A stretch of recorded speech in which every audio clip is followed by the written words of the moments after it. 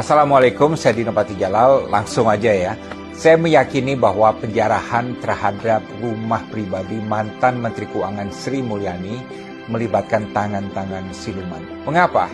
Satu, saya sudah 25 tahun mengenal Sri Mulyani, tapi sampai sekarang pun saya tidak pernah tahu di mana rumah pribadi beliau. Bahwasanya ada ratusan bahkan ribuan orang yang tidak ada hubungannya sama sekali tiba-tiba bisa tahu alamat persis dari rumah beliau, berarti ada yang mencari informasi tersebut dan memberikannya kepada massa, dan ini berarti ada konspirasi. Kedua, orang-orang yang menjarah rumah Sri Mulyani bukan berasal dari sekitar rumah beliau. Mereka dari luar Jakarta atau berada di tempat di Jakarta yang jauh dari rumah kediaman Sri Mulyani. Mereka juga tidak menjarah rumah lain, baik di kiri ataupun di kanan di sekitar wilayah tersebut, dan hanya secara khusus menargetkan rumah kediaman Sri Mulyani. Dan saya yakin sebagian besar, bahkan mungkin semuanya, tidak ada yang tahu bahwa yang mereka jarah itu adalah rumah Sri Mulyani. Mereka datang juga tidak sendiri-sendiri, mereka semua datang rame-rame secara bersamaan dan diangkut dengan truk.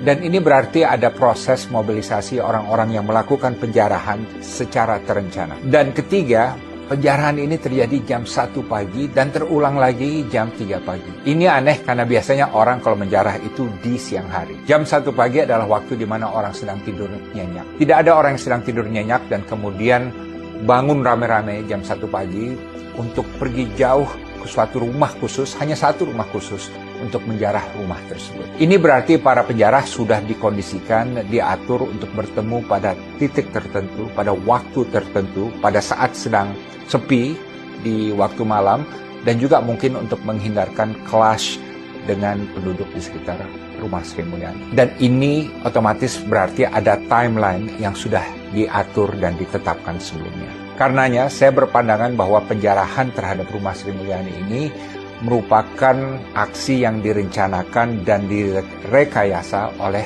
kekuatan siluman.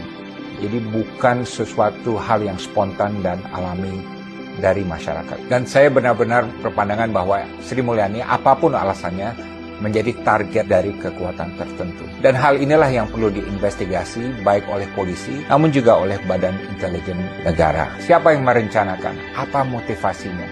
Siapa yang mengendarai truk-truk? Dan siapa yang membayar truk-truk tersebut? Siapa yang memberikan komando di lapangan? Saksi dan pelakunya banyak sekali. Video dan fotonya juga ada di mana-mana. Silahkan tanyakan kepada mereka. Pasti akan ada yang bersuara. Kenapa saya membuat pernyataan ini? Karena saya tidak mau orang baik dan jujur seperti Sri Mulyani dizolimi dan disengsarakan. Orang yang pintar, jujur, dan berintegritas adalah barang yang langka di Indonesia. Silahkan kejar dan maki-maki para koruptor. Sri Mulyani bukan koruptor. Sri Mulyani adalah seorang idealis yang selalu mencoba memberikan yang terbaik bagi rakyat Indonesia dengan segala keterbatasan dan tekanan politik yang dihadapinya. Saya juga ingin mengingatkan bahwa apapun kekurangan dan kelebihannya, Sri Mulyani mempunyai satu jasa yang sangat luar biasa, yaitu merintis dan membangun program beasiswa LPDP bagi putra-putri terbaik Indonesia. Program LPDP adalah salah satu program pembangunan sumber daya manusia yang paling baik dan paling mulia yang pernah dilakukan oleh pemerintah Indonesia. Dan saya tahu ini karena saya juga pengajar di LPDP. Program LPDP ini melahirkan paradigma baru bahwa upaya untuk mencerdaskan bangsa Indonesia itu bukan tanggung jawab negara lain, tapi tanggung jawab utama bangsa kita sendiri.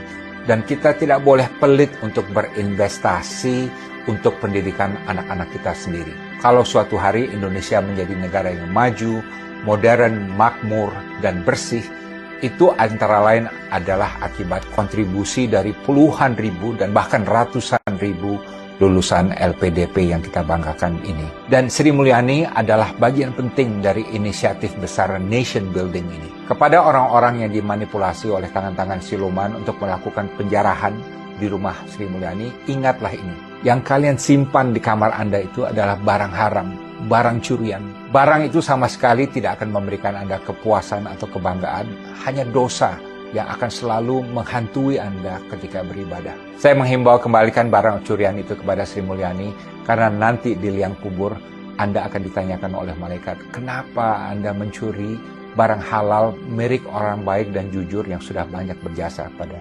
Indonesia. Saya Dino Patijalal, speak truth to power, speak truth to the people.